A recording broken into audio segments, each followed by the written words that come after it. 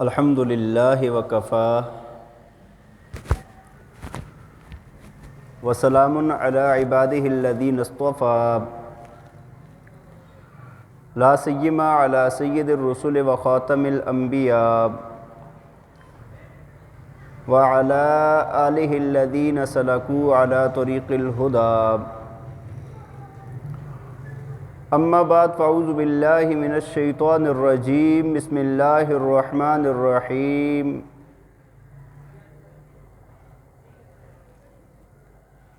قال لقد علمتم الذین اعتدوا منکم فی السبت فقلنا لهم كونوا قردة خاسئین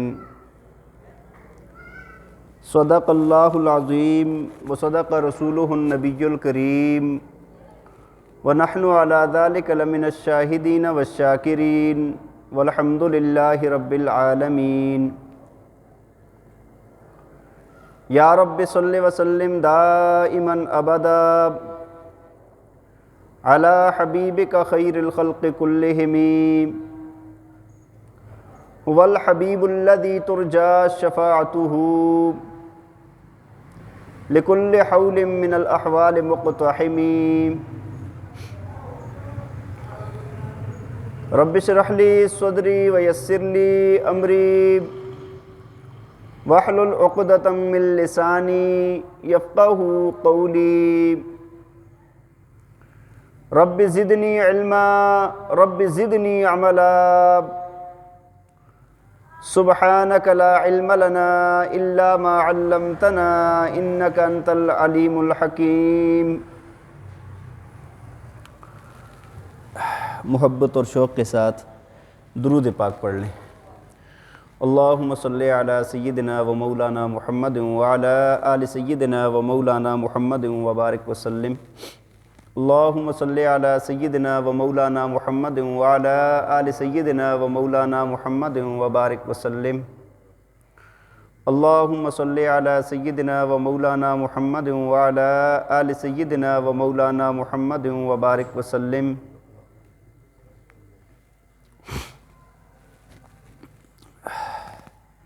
میرے انتہائی قابل احترام، قابل صد احترام و تکریم معزز و مکرم سامعین کرام، انسان خطاؤں کا پتلا ہے۔ کوئی انسان بھی ایسا نہیں کہ جس سے کوئی کبھی زندگی میں خطا نہ ہوئی ہو۔ ہر انسان سے کبھی نہ کبھی کوئی نہ کوئی خطا ضرور ہوتی ہے۔ نبی پاک صلی اللہ علیہ وسلم نے فرمایا کل بنی آدم خطاء، فرمایا کہ تمام کے تمام بنی آدم خطا کار ہیں، ان سے غلطی ہو جاتی ہے۔ اور آگے فرمایا وَخَيْرُ الْخَطَّائِينَ التَّوَّابُونَ، لیکن فرمایا کہ ان میں سے خطا کاروں میں سے سب سے بہتر وہ ہیں کہ جو اپنی خطا پر توبہ کرنے والے ہیں۔ اصل انسان وہ ہے کہ جس سے گناہ ہو گیا تو گناہ ہونے کے بعد وہ کیا کرے، اپنے رب کے سامنے روئے گڑ گڑائے، معافی مانگے، توبہ کرے، اپنے گناہ کو اپنے رب سے معاف کروائے۔ تو ہماری زندگی تو ایسی ہے کہ اس کے اندر ہم سے کوئی نہ کوئی خطا، کوئی نہ کوئی غلطی، کوئی نہ کوئی بھول چوک لازمی بات ہے۔ اب یہ بات بھی خطرناک ہے کہ انسان سے غلطی ہو جائے، لیکن اس سے زیادہ خطرناک بات ایک اور ہے جس کی طرف میں آپ کو اشارہ کرنا چاہتا ہوں، بات کرنا چاہتا ہوں۔ وہ یہ ہے کہ گناہ بھی کرے اور گناہ کے بعد گناہ کا احساس بھی نہ ہو۔ گناہ ہو جانا یہ انسان کی فطرت ہے، انسان سے گناہ ہو جائے گا، لیکن گناہ پر اڑے رہنا اور اس کا احساس نہ ہونا یہ شیطان کا کام ہے۔ فرشتے وہ ہوتے ہیں جن سے گناہ ہی کبھی نہیں ہوتا، اور انسان وہ ہوتا ہے جس سے گناہ ہوتا ہے لیکن اس کے بعد وہ توبہ کرتا ہے، اور شیطان وہ ہے جو گناہ بھی کرتا ہے اور وہ توبہ بھی، اس پر اس کو کوئی ندامت بھی نہیں ہوتی۔ تو بھائی یہ ایک خطرناک، انتہائی مہلک اور انتہائی جان ایمان لیوا بیماری ہے کہ جس سے ایمان ختم ہو سکتا ہے کہ انسان گناہ بھی کرے اور گناہ کا احساس تک نہ ہو اس کو۔ اب آپ دیکھیں کہ ایک انسان ہے، بیمار ہے، اس کو کوئی مہلک بیماری لگ گئی ہے، اور یہ انسان کیا کرے گا؟ اس کو پتہ ہے بھائی مجھے بیماری لگ گئی ہے، وہ بیماری کو بیماری سمجھتا ہے، تو وہ کیا کرے گا؟ ڈاکٹر کے پاس جائے گا، جا کر علاج کروائے گا، ٹیسٹ کروائے گا، دوائیاں لے گا، پھر اس کے مطابق وہ پرہیز کرے گا۔ اگر ڈاکٹر سے اس کا علاج نہیں ہوتا، وہ بندہ ٹھیک نہیں ہوتا، تو وہ کیا کرے گا؟ وہ ہومیوپیتھک والوں کے پاس جائے گا۔ اگر وہاں پر بھی علاج نہ ہوا تو وہ یونانی دعائیں حکیموں کے پاس جائے گا وہ۔ لیکن انسان ہے، جب اس کو پتہ ہوگا کہ مجھے یہ بیماری لگی ہوئی ہے، اس سے میری جان کا خطرہ ہے، تو وہ آرام سے گھر میں نہیں بیٹھے گا، بلکہ اگر ایسے نہ ہوا، اگر اپنے شہر میں علاج نہیں ہے تو وہ دوسرے شہر میں جائے گا، اگر دوسرے شہر میں علاج نہیں ہے تو دوسرے علاقے، دوسرے ضلع میں جائے گا وہ، اگر وہاں پر بھی نہیں ہے تو اپنے ملک سے باہر دوسرے ملک میں جائے گا علاج کروانے کے لیے کہ بھائی مجھے بڑی مہلک بیماری لگی ہوئی ہے، اگر علاج نہ کروایا تو میری جان کا نقصان ہو جائے گا۔ تو ایسا بندہ تو امکان ہے کہ اللہ تعالیٰ اس کو صحت دے دے اور یہ بندہ ٹھیک ہو جائے گا، جس کو اپنی بیماری کا پتہ ہے اور اس کے مطابق وہ علاج کروا رہا ہے۔ اور اس کے مقابلے میں دوسرا بندہ وہ ہے کہ جس کو بیماری انتہائی مہلک لگی ہوئی ہے، لیکن وہ بندہ اس بیماری کو بیماری نہیں سمجھتا۔ علاج، اب یہ بندہ علاج کدھر کروائے گا؟ علاج کروانا تو دور کی بات ہے، اگر کوئی اس کو مشورہ دے گا نا فلاں ڈاکٹر بہت اچھا ہے آپ کی بیماری کا علاج کرے گا، تو یہ کہے گا تم پاگل ہو، یہ اس کو پاگل سمجھے گا، علاج کی طرف اس کو دھیان۔ اب ہوگا کیا؟ نتیجہ کیا ہوگا کہ بیماری مہلک لگی ہوئی تھی، اس نے اس بیماری کو بیماری نہ سمجھا، اس کا علاج وقت پر نہ کروایا، تو آخر کار اس کی جان کی ہلاکت کا ذریعہ بن جائے گی وہ بیماری۔ تو میرے بھائی، اصل بات یہ ہے کہ انسان کے اعمال کا بھی یہی مسئلہ ہے۔ ایک انسان ہے، اگر اس سے غلطی ہو جاتی ہے، گناہ ہو جاتا ہے، اب وہ اس گناہ کو گناہ سمجھ رہا ہے، غلطی کو غلطی سمجھ رہا ہے، اس کے اندر یہ احساس ہے کہ بھائی میں کس کی نافرمانی کر رہا ہوں، اتنے بڑے رب کی، اتنے عظیم رب کی، عرش عظیم کے مالک رب کی۔ تو اب آپ دیکھیں کہ وہ بندہ کیا ہوگا کہ اللہ کی نعمتوں کو بھی یاد کرے گا، اپنی برائیوں کو بھی یاد کرے گا، پھر آخر وہ کیا کر لے گا؟ توبہ کر لے گا۔ لیکن اس کے مقابلے میں دوسرا بندہ ہے، گناہ بھی کر رہا ہے، غلطی پر بھی ہے، لیکن اس کو یہ احساس نہیں ہے کہ میں غلط کر رہا ہوں، مجھ سے یہ غلطی ہے، میرے اندر یہ برائی ہے، مجھے یہ گناہ چھوڑنا چاہیے، اس کو احساس نہیں ہے۔ تو ایسا بندہ، ایسے بندے کی یہ بیماری اس کے ایمان کو تباہ کر دے گی۔ دیکھیں، یہ بہت بہت زیادہ آج کل ہمارے معاشرے کے اندر یہ بات ہے، غلطی بھی ہو رہی ہے، گناہ بھی ہو رہے ہیں، لیکن گناہ کو گناہ نہیں سمجھا جا رہا۔ علماء نے لکھا ہے، فرمایا کہ جو بندہ بدعتی ہوتا ہے نا، بدعتی، دین کے اندر نئی نئی ایجاد کرنے والے لوگ جو ہوتے ہیں، بدعت کرتے ہیں، تو فرمایا کہ ایسے بندے کو کبھی بھی ہدایت نہیں ملتی۔ وجہ اس کی کیا ہے؟ فرمایا وہ بدعت کر رہا ہے، گناہ کر رہا ہے، لیکن یہ اس کو نیکی سمجھ کے کر رہا ہے، اس کو اپنا اچھا کام سمجھ کے کر رہا ہے۔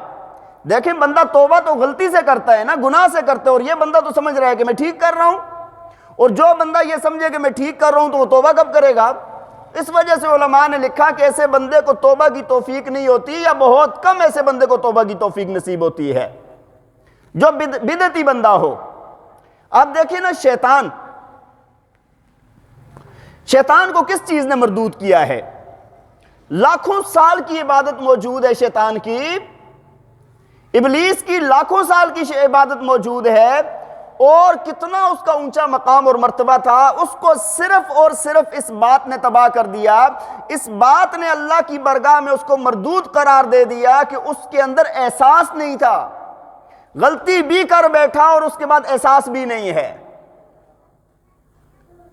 جب اللہ تعالیٰ نے آدم علیہ السلام کو بنا لیا نا، آدم علیہ السلام کو بنایا، اللہ تعالیٰ نے اس کے اندر روح ڈالی، اللہ نے حکم دیا فسجد الملائکۃ کلھم اجمعون، اللہ تعالیٰ نے حکم دیا کہ سارے کے سارے فرشتے اور سارے یہاں کے اس کو کیا کریں؟ سجدہ کریں۔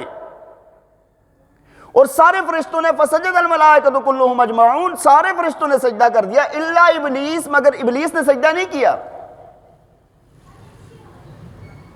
اللہ تعالیٰ نے پوچھا ہے اس سے، سب نے سجدہ کر دیا، جو میری نورانی مخلوق ہے اس نے سجدہ کر دیا۔ قال ما منعک اللہ تسجد اذ امرتک، ابلیس کو اللہ تعالیٰ نے فرمایا ابلیس تجھے کس چیز نے روکا ہے کہ تو نے سجدہ نہیں کیا جبکہ میں نے حکم دیا ہے تمہیں۔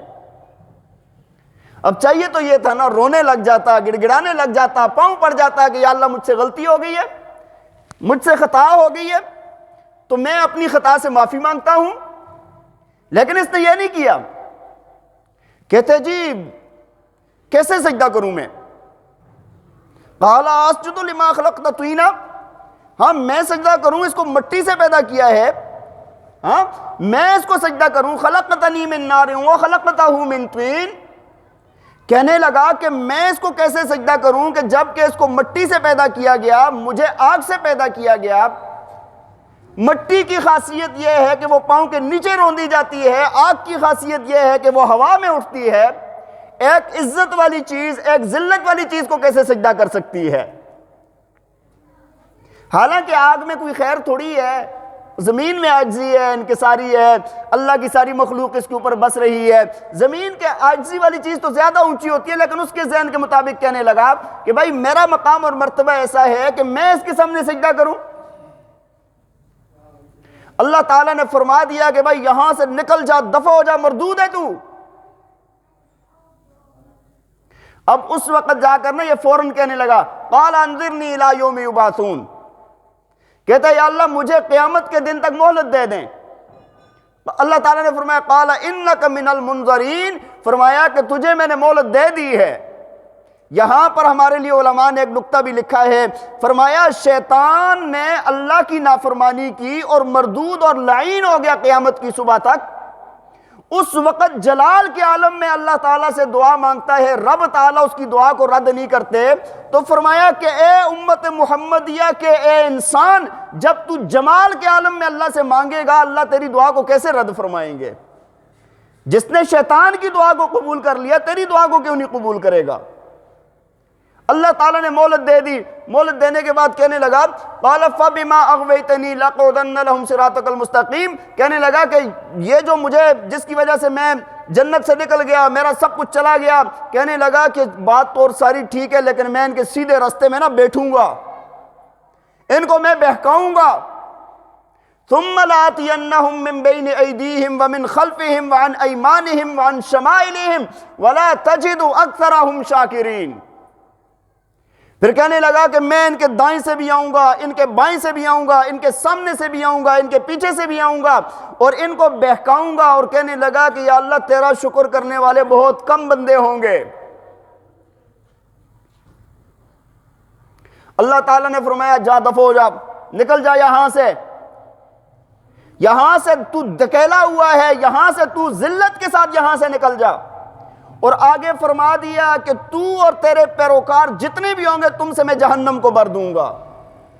بہرحال دیکھیں کہ میں آپ کو بات یہ عرض کر رہا تھا کہ شیطان کے اندر یہ احساس نہیں تھا کہ بھائی جب رب تعالیٰ کی نافرمانی کر لی اس کے بعد اس کو رونا گڑ گڑانا چاہیے تھا کہ یا اللہ مجھے معاف کر دیں، مجھے معاف کر دیں، مجھ سے غلطی ہو گئی ہے، لیکن اس نے اپنی غلطی کو غلطی نہ سمجھا، اس کی وجہ سے یہ مردود اور لعین ہو گیا۔ مولانا اشرف علی تھانوی صاحب رحمہ اللہ تعالی علیہ نے ایک بات لکھی، فرمایا شیطان کے اندر نا 3 عین موجود تھے لیکن ایک عین کی کمی تھی، اگر وہ بھی ہوتا نا تو یہ کبھی بھی مردود نہ ہوتا۔ فرمایا کہ شیطان کیا تھا؟ کہنے لگے فرمایا عالم بھی تھا، عابد بھی تھا، عارف بھی تھا، یہ 3 عین اس کے اندر موجود تھے۔ دیکھیں نا، عالم ایسا تھا کہ اس کا لقب تھا معلم الملائک، فرشتوں کا استاد، اتنا بڑا عالم تھا۔ اور فرمایا کہ عابد بھی تھا کہ لاکھوں سال ہزاروں سال اس نے اللہ کی عبادت کی ہے، اور عارف بھی تھا۔ دیکھیں عین عتاب الہی کے وقت میں اللہ تعالیٰ سے دعا مانگ لی کہ مجھے مہلت دے دیں، اس کو پتہ تھا کہ میں دعا مانگوں گا تو اللہ تعالیٰ مجھے مہلت دے دیں گے، اتنا عارف تھا، اتنا پہچاننے والا تھا۔ لیکن فرمایا یہ تین عینیں تو موجود تھی، عالم بھی تھا، عابد بھی تھا، عارف بھی تھا، لیکن فرمایا عاشق نہیں تھا۔ عاشق ہوتا تو کبھی بھی یہ نہ کہتا کہ میں افضل اور یہ افضل، یہ اچھا میں اچھا، یہ باتیں کبھی بھی درمیان میں نہ آتی۔ عاشق جو ہوتا ہے وہ تو معشوق کی مرضی پہ ہر کچھ قربان کر دیتا ہے، سب کچھ قربان کر دیتا ہے۔ اگر عاشق ہوتا تو اس کو اچھا لگتا یا نہ لگتا، یہ اللہ کی بات پر فوراً لبیک کہہ کر سجدے میں چلا جاتا۔ تو فرمایا اس عاشق والی عین کی اس میں کمی تھی، جس کی وجہ سے یہ اللہ کی بارگاہ سے ملعون قرار دیا گیا اور اس کو دھتکارا گیا اور اس کو وہاں سے نکالا گیا۔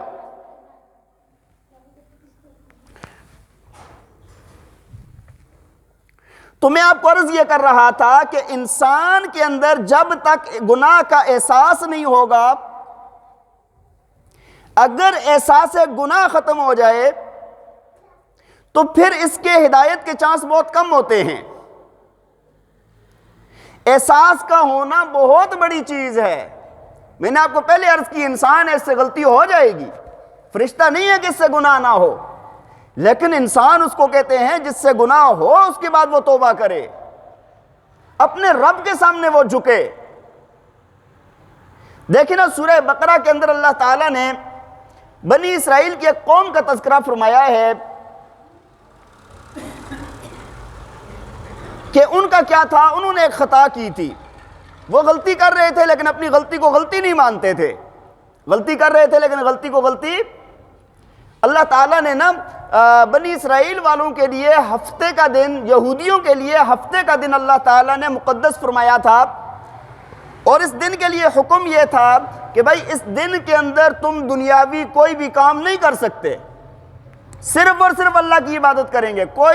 کوئی کھیتی باڑی سے لے کر کوئی دنیاوی کام، کوئی تجارت، کچھ بھی نہیں کر سکتے، یہاں تک کہ گھر میں چولہا جلانے کی بھی اجازت نہیں تھی کہ ہفتے والے دن پورا دن صرف اللہ کی عبادت کریں گے۔ پورا دن کیا کریں گے؟ اللہ کی عبادت کریں گے۔ اور یہ جو بستی تھی نا جن کا تذکرہ سورہ بقرہ میں فرمایا گیا، یہ بحر قلزم کے کنارے پر آباد تھی۔ ایلا آبادی ہے نا، ایلا نام تھا اس شہر کا، اس جگہ کا، تو وہاں پر یہ لوگ آباد تھے۔ اب یہ چلا آ رہا تھا، کچھ عرصہ تو برداشت کیا، پھر اس کے بعد برداشت نہ ہوا ان سے۔ اچھا، ان کا جو گزر بسر تھا نا وہ مچھلی کے شکار پر تھا، مچھلی کا شکار کرتے تھے، وہ کھاتے بھی تھے بیچتے بھی تھے، یہ ان کا کام کاروبار تھا۔ اللہ تعالیٰ نے نا اسی کام کو ان کے لیے آزمائش بنایا، یہ آزمائش کے اندر ناکام ہوئے۔ اللہ تعالیٰ نے یہ حکم دیا کہ بھائی تم نے ہفتے والے دن مچھلی کا شکار نہیں کرنا۔ اچھا، انہوں نے کیا کیا کہ پہلے تو شکار نہ کیا، اس کے بعد انہوں نے ہیلے بہانے شروع کر دیے۔ بعض تو یہ کرتے تھے کہ بھائی جمعے والے دن نا وہ جال دریا کے اندر پھینک دیتے تھے، باندھ دیتے تھے پھینکا ہوا۔ اچھا، ہفتے والے دن نہیں نکالتے تھے، اتوار والے دن نکال لیتے تھے، وہ بھرا ہوا ہوتا تھا، ہیلا بنا لیا اپنے لیے۔ اور بعضوں نے کیا کیا کہ انہوں نے بہت بڑے بڑے گڑھے کھود لیے اس کے کنارے پر، وہ جیسے مچھلیاں اس میں آ جاتی تھی آگے سے رستہ بند کر دیتے تھے، مچھلیوں کو اتوار والے دن نکالتے تھے وہ۔ تو یہ وجہ تھی ان کا یہ ہیلا تھا، یہ بہت عرصے تک ایسا کرتے رہے۔ اب جب داؤد علیہ السلام آئے نا، داؤد علیہ السلام نے آ کر ان کو سمجھایا کہ بھئی یہ بات غلط ہے، تمہیں اللہ تعالیٰ کے ہاں ہیلے بہانے نہیں چلیں گے۔ بہت سمجھایا۔ اب کچھ لوگ ایسے تھے نا جنہوں نے حضرت داؤد علیہ السلام کی بات کو مان لیا، تقریباً 12,000 بندے ایسے تھے کہ جنہوں نے مان بھی لیا اور پھر لوگوں کو بھی دعوت دیتے تھے کہ بھائی آپ لوگ یہ غلط کام نہ کرو۔ لیکن اس میں ایک گروہ ایسا تھا کہ جو بالکل خاموش تھے، جو کہتے تھے کہ بھائی جو کرنا ہے کرو، جو نہیں کرنا نہ کرو، بس کچھ بھی نہ کہو، جو جیسے چل رہا ہے چلنے دو۔ اور ایک لوگ وہ تھے جو شکار کرنے والے تھے، جو غلطی ہیلا بہانہ کرنے والے تھے۔ اب جب حضرت داؤد علیہ السلام نے بہت سمجھایا، یہ لوگ نہ سمجھے، انہوں نے بستی کے 2 حصے کر دیے۔ ان لوگوں نے جو نیک لوگ تھے انہوں نے دیوار لگا کے اپنی بستی الگ کر دی، دوسروں نے اپنی بستی الگ کر دی۔ اب ہوا کیا؟ اس کے بعد ہوا یہ کہ کچھ عرصہ تو ان کا چلتا رہا، لیکن ایک دن ایسا آیا کہ بھائی دیوار کے اس طرف سے کوئی آواز نہیں آ رہی۔ تو جو اس طرف نیک لوگ رہتے تھے انہوں نے جب دیکھا اس طرف جا کر کہ بھئی سارے کیوں خاموش ہیں، کسی کی بات چیت کی کسی چیز کی آواز نہیں آ رہی، تو ان کو اللہ تعالیٰ نے بندر اور خنزیر بنا دیا تھا۔ وَلَقَدْ عَلِمْتُمُ الَّذِينَ اعْتَدَوْا مِنْكُمْ فِي السَّبْتِ فَقُلْنَا لَهُمْ كُونُوا قِرَدَةً خَاسِئِينَ۔ اللہ تعالیٰ فرماتے ہیں جنہوں نے ہفتے والے دن حکم عدولی کی اور فرمایا نہ مانا ہماری بات کو، فرمایا ہم نے ان کو کیا بنا دیا؟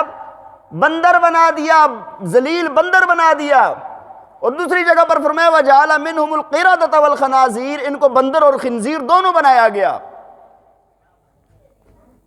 اب یہ لوگ کیا ہوئے کہ اب یہ جب بندر اور خنزیر بن گئے، روایات میں آتا ہے فرمایا کہ جو بوڑھے تھے وہ خنزیروں کی شکل میں بن گئے، جو جوان تھے وہ بندروں کی شکل میں بن گئے، اور وہ رو رہے تھے، بات کوئی نہیں کر سکتے تھے لیکن ایک دوسرے کو پہچانتے تھے۔ وہ 3 دن تک اس حالت میں رہے، اس کے بعد وہ قوم ساری کی ساری تباہ ہو گئی، ختم ہو گئے وہ لوگ۔ اچھا یہ بھی یاد رکھیں کہ یہ جو ہمارے ابھی بندر ہیں، خنزیر ہیں، اس طرح کی جو اللہ تعالیٰ کی مخلوق ہے، یہ وہ مخلوق نہیں ہے، ان سے پہلے بھی بندر اور خنزیر موجود تھے دنیا میں، ان سے پہلے بھی بندر اور خنزیر موجود تھے دنیا میں۔ یہ تو ان کو عذاب دے کر اس شکل میں ڈالا گیا، اور پھر جو بھی قوم جس پر عذاب آتا ہے اللہ تعالیٰ اس کی نسل کو نہیں چلاتے، وہ تو ختم ہو جاتی ہے۔ یہ بندر اور خنزیر تو اللہ کی پیدائش ہے، جانور ہیں، پہلے سے بھی تھے، اب بھی ہیں، لیکن کس گناہ پر؟ صرف اور صرف یہ بات تھی کہ اللہ تعالیٰ نے فرمایا کہ ہفتے والے دن مچھلی نہیں پکڑنی، انہوں نے مچھلی کا شکار نہ چھوڑا، ہیلے بہانے کیے تو اللہ کا عذاب آیا، بندر اور خنزیر بن گئے۔ ہے بھئی ہمارے لیے بھی بڑا افسوس کا مقام ہے۔ اللہ تعالیٰ نے قرآن میں ہمیں بھی کچھ فرمایا ہے، امت محمدیہ کو بھی کچھ فرمایا ہے۔ اللہ تعالیٰ فرماتے ہیں ہمارے لیے بھائی کون سا دن مقدس ہے؟ نبی علیہ السلام نے فرمایا کہ یہ ایسا مقدس دن ہے نا، اللہ تعالیٰ نے یہودیوں کو بھی اس سے پھیر دیا، عیسائیوں کو بھی اس سے پھیر دیا۔ یہودیوں کو ہفتے کا دن مل گیا اور عیسائیوں کو، نصارہ کو اس سے اگلا دن اتوار والا دن ان کے ہاں مقدس ہے، لیکن یہ جمعے والا دن نا اللہ نے بچا کر رکھا ہوا تھا اس امت کے لیے۔ تو آپ نے فرمایا کہ یہ خاص خصوصیت ہے اس جمعے والے دن کی۔ تو اللہ تعالیٰ نے سورہ جمعہ کے دوسرے رکوع کے اندر اللہ تعالیٰ نے فرمایا یا ایھا الذین آمنوا اذا نودی للصلاۃ من یوم الجمعۃ فاسعوا الی ذکر اللہ وذروا البیع ذالکم خیر لکم ان کنتم تعلمون۔ اللہ تعالیٰ فرماتے ہیں، میں آپ کو لفظی ترجمہ سناتا ہوں، فرمایا کہ جب تمہیں جمعے کی نماز کے لیے بلایا جائے، اے ایمان والو جب تمہیں جمعے کی نماز کے لیے بلایا جائے، فَاسْعَوْا إِلَىٰ ذِكْرِ اللَّهِ، تو فرمایا بھاگ کر آؤ اللہ کے ذکر کی طرف، وَذَرُوا الْبَيْعَ، اور اپنی خرید و فروخت چھوڑ دو۔ وہ جو بنی اسرائیل والوں کے لیے پورا ہفتے کا دن تھا نا، ہمارے مسلمانوں کے لیے جب جمعے کی اذان ہو جاتی ہے اس سے لے کر نماز کے ادا ہونے تک ہمارے لیے بھی درمیان میں کوئی کام کرنا بھی ناجائز ہے، دنیاوی کوئی کام کرنا بھی حرام ہے، علماء کا اتفاق ہے اس بات پر۔ لیکن ہم لوگوں کے لیے کیا ہے کہ جمعے کا دن ہوگا، ہمیں پرواہ نہیں ہوتی، ہم بیٹھے ہیں، گپیں ہانک رہے ہیں، ٹائم گزر رہا ہے، کاروبار لگے ہوئے ہیں، دکانیں کھلی ہوئی ہیں، بازار چل رہے ہیں۔ بات سمجھ آ رہی ہے کہ نہیں؟ اب اللہ کے نبی کی دعا کی وجہ سے اس امت کی شکلیں تو نہیں بدلیں گی، لیکن اللہ کے عذاب اور آتے رہیں گے۔ جمعے والے دن جب جمعے کی اذان ہو جائے اس وقت سے لے کر نماز ہونے تک، امام مالک رحمہ اللہ کے ہاں فرمایا کہ اگر کوئی بندہ اس درمیان میں نکاح کرے نا، اس کا نکاح نہیں ہوتا، نکاح بعد میں دوبارہ کرنا پڑے گا، سوائے اس کے کہ آپ جمعے کی تیاری کر رہے ہیں یا جلد وہ کام کر رہے ہیں، بس کھانا پینا تو سب کچھ منع ہو گیا ہے اب۔ لیکن ہم لوگوں کو اس بات کا احساس ہے، ہم دیکھتے ہیں کہ بھائی امام صاحب کب خطبہ شروع کرے گا، ہم جلدی جلدی بھاگ کر آئیں اور پھر اس کے بعد ہم جلدی جلدی نکل جائیں، سنتیں بھی نہیں پڑھیں گے۔ بہت سارے حضرات سنتوں کو بھی خیر آباد کہہ دیتے ہیں، بھاگنے کی کوشش کرتے ہیں۔ بھائی یہ وقت ہے آپ کے لیے، یہ واعظ و نصیحت دی جاتی ہے، یہ سننے کا وقت ہوتا ہے، اللہ کے قرب کا وقت ہوتا ہے، اللہ کی خاص رحمتیں نازل ہو رہی ہوتی ہیں اس وقت میں۔ حدیث شریف میں آتا ہے نبی علیہ السلام نے فرمایا جمعے کے دن میں ایک گھڑی ایسی ہے کہ جس میں اللہ تعالیٰ دعا قبول فرماتے ہیں، علماء نے لکھا ہے، صحیح مسلم کی روایت سے اشارہ ملتا ہے، فرمایا وہ وقت ہے یہ نماز کا وقت، جیسے اذان ہوئی اذان ہونے سے لے کر نماز کا وقت، اس میں اللہ تعالیٰ بندے کی ایک دعا لازمی قبول فرماتے ہیں۔ اور دوسرا فضیلت کیا ہے، اللہ کے نبی نے فرمایا کہ جو بندہ جمعے والے دن پہلے آتا ہے نا، پہلے، فرمایا اس کو اونٹ صدقہ کرنے کا ثواب ملتا ہے۔ کتنا ثواب ملتا ہے؟ آپ نے اونٹ ذبح کر کے اللہ کے راستے میں دے دیا، اتنا ثواب پہلے آنے والے بندے کو ملتا ہے۔ فرمایا جو اس کے بعد آتا ہے اس کو گائے صدقہ کرنے کا ثواب ملتا ہے۔ ایسی روایت چلتے چلتے فرمایا پھر جب جو بعد میں آتے جاتے ہیں، فرمایا پھر مرغی کا ثواب، پھر انڈا صدقہ کرنے کا ثواب، اور فرمایا کہ جب امام خطبے کے لیے بیٹھ جائے اور خطبہ شروع کر دے، فرمایا فرشتے رجسٹر بند کر کے بیٹھ جاتے ہیں، اب لکھنا بند۔ وہ جو خصوصی فضیلت تھی نا، زیادہ اجر والی بات تھی، وہ بات بند ہو گئی ہے اب۔ تو کوشش کریں آپ حضرات کہ بھائی جمعے والا دن ہو تو جمعے والے دن جلدی آئیں۔ تو بہرحال میں بنی اسرائیل کی بات کر رہا تھا، اللہ تعالیٰ نے فرمایا کہ انہوں نے اس کے اندر ہفتے والے دن مچھلی کا شکار کیا، جو اللہ نے منع کیا تھا، تو ان کی شکلیں کیا ہوں گئی؟ بندر اور خنزیر بن گئے وہ۔ تو میں آپ کو عرض یہ کر رہا تھا کہ ان کے اندر بس صرف ایک ہی بات تھی کہ احساس نہیں تھا کہ ہم گناہ کر رہے ہیں، احساس ختم ہو گیا تھا۔ انسان ہے، گناہ ہو جائے گا، احساس نہیں مرنا چاہیے۔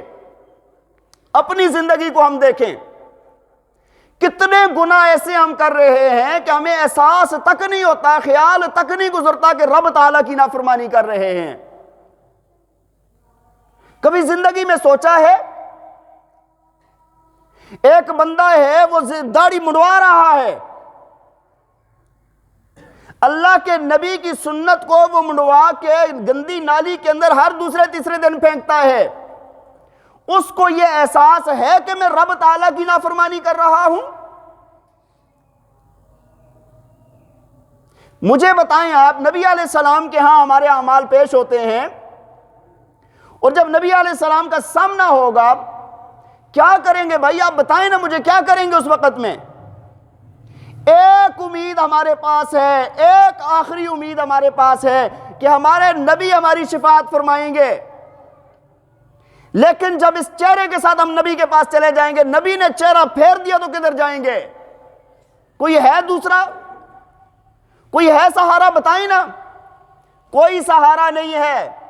نبی علیہ السلام کی مبارک زندگی کے اندر ایک قاصد آیا، کافر تھا، مسلمان نہیں تھا، داڑھی منڈوائی ہوئی تھی، مونچھیں بڑی بڑی رکھی تھی، اللہ کے نبی نے چہرہ پھیر دیا، کہا تم نے شکل سے کیا بنایا ہوا ہے؟ کہتے ہیں جی ہمارے رب نے، یعنی ہمارے بادشاہ نے یہ حکم دیا ہے کہ ہم داڑھی منڈوائیں اور مونچھیں رکھیں۔ تو اللہ کے نبی نے فرمایا میرے رب نے تو مجھے یہ حکم دیا ہے کہ میں مونچھیں کٹواؤں اور داڑھی بڑھاؤں۔ تو جب نبی علیہ السلام نے ایک کافر سے دنیا میں چہرہ پھیر دیا، تو آخرت میں اگر کوئی مسلمان اللہ کے رسول کے سامنے ایسے چلا گیا، اللہ کے نبی نے چہرہ پھیر دیا، تو کدھر جائیں گے؟ وہ ایک مشہور شاعر گزرا ہے نا، مرزا قتیل بیدل، یہ اس کی فارسی کی شاعری صوفیانہ شاعری ہے، بڑی اچھی شاعری، نبی علیہ السلام کی حمد و نعت، اور یہ اس کے اوپر اس کی شاعری ہے۔ تو ایک بندے نے نا ایران سے اس کی شاعری سنی، اس کے پاس پہنچ گئی، اس نے دیکھا تو وہ وہاں سے نا اس کے دل میں بڑا احترام پیدا ہوا، بڑی عزت محبت پیدا ہوئی، تو وہ نا ایران سے سفر کر کے ہندوستان گیا اس سے ملاقات کے لیے کہ اتنی اچھی شاعری کرتا ہے، اتنا اچھا، تو کیسا انسان ہوگا۔ جب وہ گیا نا تو وہاں پر دیکھا کہ مرزا صاحب نا داڑھی منڈوا رہے ہیں۔ مرزا صاحب کیا کر رہے ہیں؟ داڑھی منڈوا رہے ہیں۔ تو اس نے جب دیکھا نا تو اس کو ایک جھٹکا لگا نا کہ یار جس بندے کا کلام دیکھ کے میں اتنے دور سے سفر کر کے آیا۔ تو جب بتایا گیا کہ یہ مرزا صاحب ہیں، اور مرزا صاحب اس وقت داڑھی صاف کروا رہے تھے، تو اس نے ایک جملہ کہا آغا ریشمی تراشی۔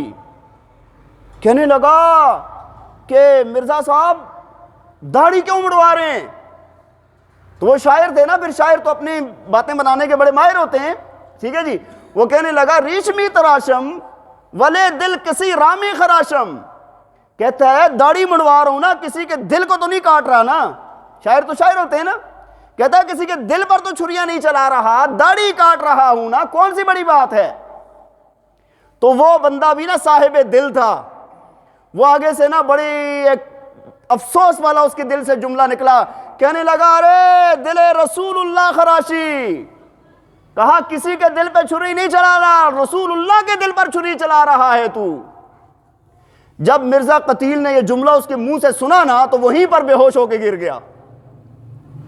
خیال آیا یار واقعی یہ بات ہے.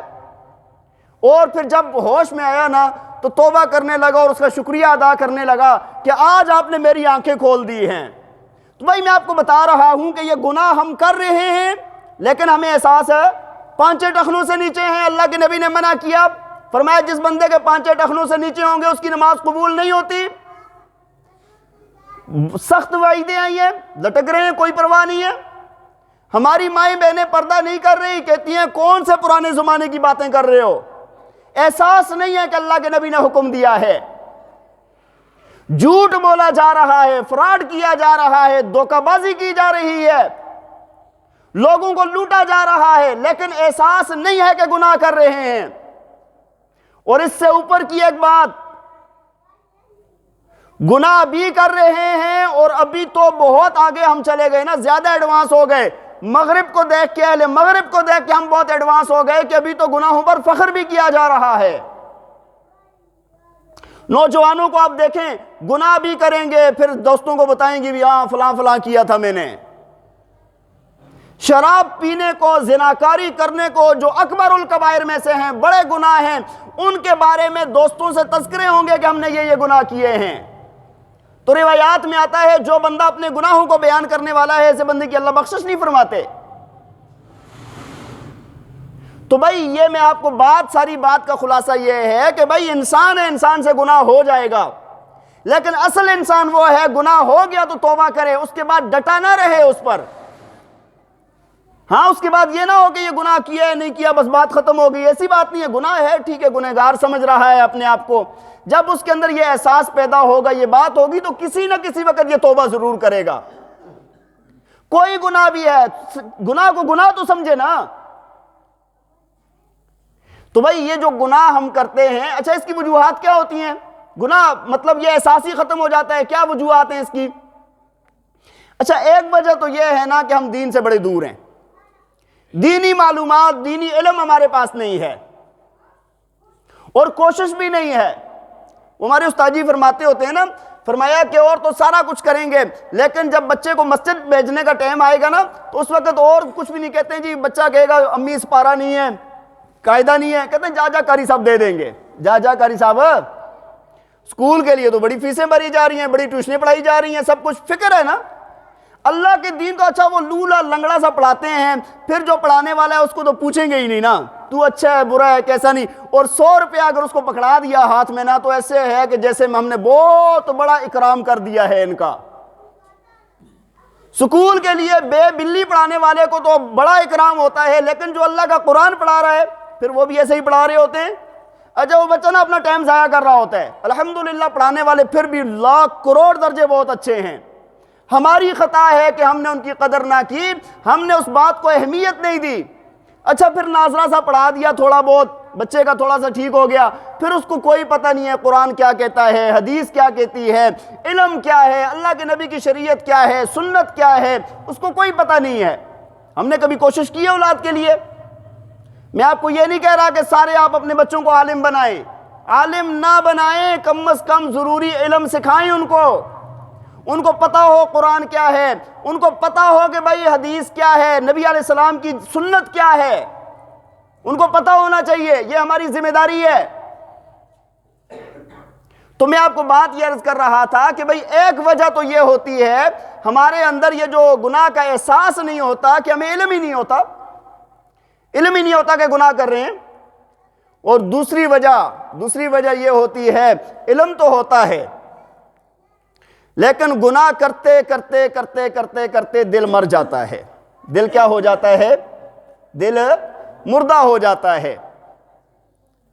اس کے اندر کوئی خیر کی بات نہیں جاتی. اب حدیث شریف میں آتا ہے, اللہ کے نبی نے فرمایا صلی اللہ علیہ وسلم, فرمایا کہ جب بندہ گناہ کرتا ہے تو اس کے دل پر ایک سیاہ نقطہ لگ جاتا ہے.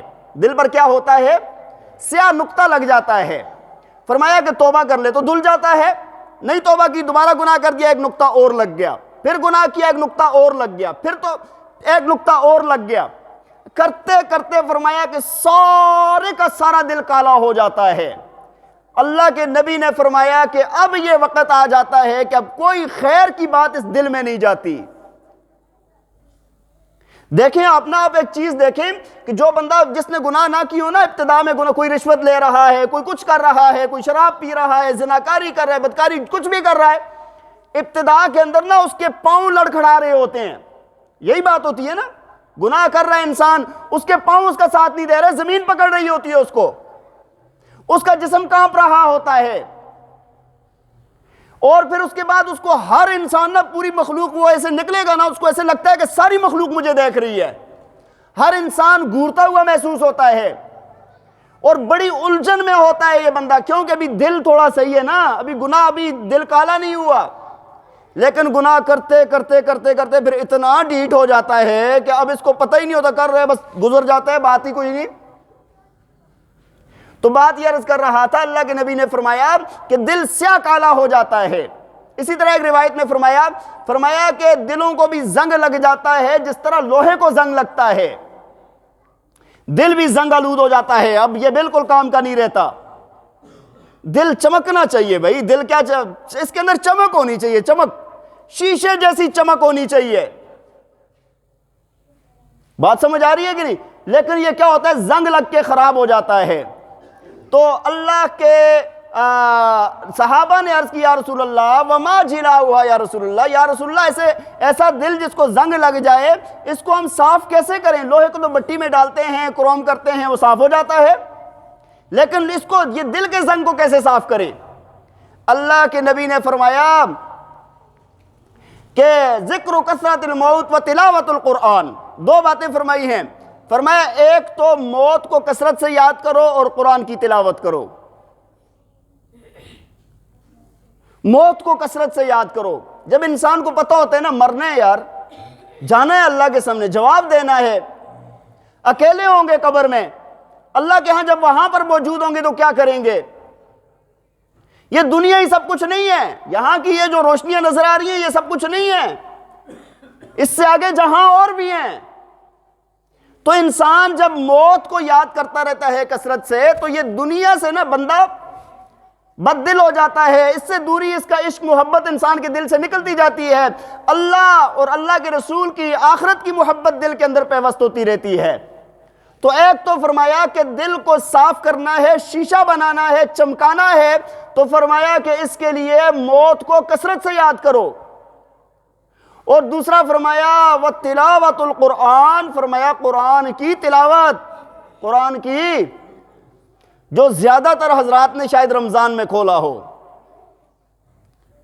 موبائل نے، ہماری یہ جو ٹیکنالوجی ہے، اس نے اور بہت ساری تباہیوں کے ساتھ ایک یہ بھی ہے کہ قرآن سے ہم دور ہو گئے۔ پڑھائی کا پتہ ہی نہیں ہے، پہلے لوگ تھوڑی تھوڑی کچھ نہ کچھ تلاوت کر لیتے تھے، زیادہ پڑھے لکھے لوگ نہیں تھے لیکن تلاوت ہوتی تھی۔ آج بس وہ کبھی کبھار تلاوت ہو رہی ہے ورنہ نہیں ہو رہی، بہت سارے لوگ تو ایسے ہیں کہ سال میں بھی نہیں ہوتی۔ حق تو یہ تھا اللہ کے قرآن کو روزانہ دیکھا جائے، پڑھا جائے، تلاوت کی جائے، اس کو سیکھا جائے اللہ نے کیا فرمایا ہے، اللہ تعالیٰ نے اس کے اندر ہمارے لیے حکم کیا نازل کیا ہے، یہ قرآن کیا کیا رہا ہے، اللہ تعالیٰ فرما کیا رہے ہیں، ہمیں پتہ ہی نہیں ہے۔ بات سمجھ آ رہی ہے کہ نہیں؟ تو یہاں پر اصل کیا تھا کہ انسان اس کو دیکھتا اور اس کے اوپر غور کرتا، توجہ کرتا، فکر کرتا ہے اس کی انسان، لیکن آج عوام بالکل دور ہے۔ موبائل نے 24 گھنٹے تباہ کیے ہوئے ہیں، ہر وقت لگے ہوئے ہیں، کیا کریں گے یار؟ تھوڑا سا وقت اللہ کے لیے بھی نکال لیں۔ دیکھیں مسجدیں، مدرسے چل رہے ہیں، وہاں پر علماء بیٹھے ہیں، پڑھا رہے ہیں، کوئی ناظرہ پڑھنے آ جائے پڑھاتے ہیں، حفظ والا آ جائے پڑھاتے ہیں، کوئی علم پڑھنا چاہتا ہے اس کو پڑھاتے ہیں، فری پڑھاتے ہیں۔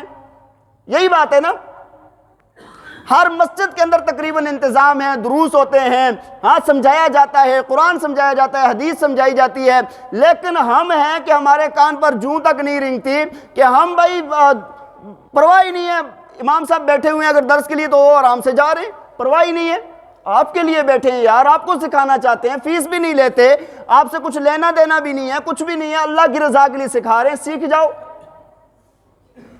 شیطان اپنی محنت میں لگا ہوا ہے، اور اس نے جو کہا تھا نا کہ بھئی اکثر آپ کی ناشکر گزار ہوں گے، تو ایسے ہی چل رہے۔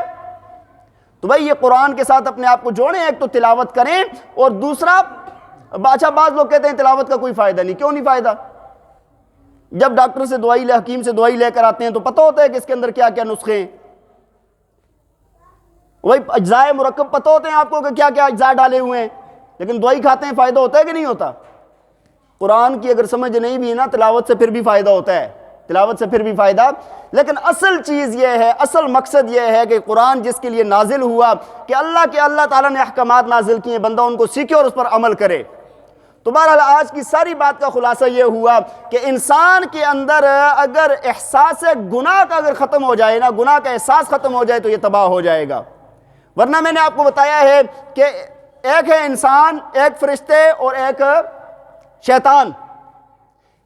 فرشتے کبھی بھی ان سے گناہ نہیں ہوتا، فرشتوں سے کبھی بھی گناہ، اور انسان وہ ہیں کہ گناہ ضرور ہوتا ہے، انسان وہ ہیں کہ گناہ، لیکن انسان وہ ہے کہ گناہ کے بعد اس کو ندامت ہوتی ہے، توبہ کرتا ہے یہ۔ اور شیطان کون ہے کہ جو گناہ بھی کرتا ہے توبہ بھی۔ تو انسان کو کم از کم انسان کے درجے میں رہنا چاہیے، انسان کو کم از کم انسان کے درجے میں رہنا چاہیے۔ اللہ تعالیٰ ہمیں عمل کرنے کی توفیق عطا فرمائے، اور اللہ تعالیٰ ہمیں سمجھ عطا فرمائے۔ اور بھائی دعا فرمائیں، بہت سارے ہمارے ساتھی ہیں جو بیمار ہیں، اللہ تعالیٰ ان کو صحت عطا فرمائے، جو حاجت مند ہیں اللہ تعالیٰ ان کی حاجات کو پورا فرمائے۔ اور ہمارے بہت سارے ساتھی دور دراز کے جو ہیں، جنہوں نے فون پر بتایا یا اس طرح کوئی بیمار ہے، ان کے لیے بھی دعا کریں کہ اللہ تعالیٰ ان کی بیماریوں کو شفا عطا فرمائے۔ اللہ تعالیٰ ہمارے ملک میں امن و امان قائم فرمائے، اور ہر طرح کی پوری بری سازشیں جو ہیں، اندرونی بیرونی سازشیں، اللہ تعالیٰ ان سے محفوظ فرمائے۔ وآخر دعوانا ان الحمد للہ رب العالمین۔ اذان کے بعد سنتیں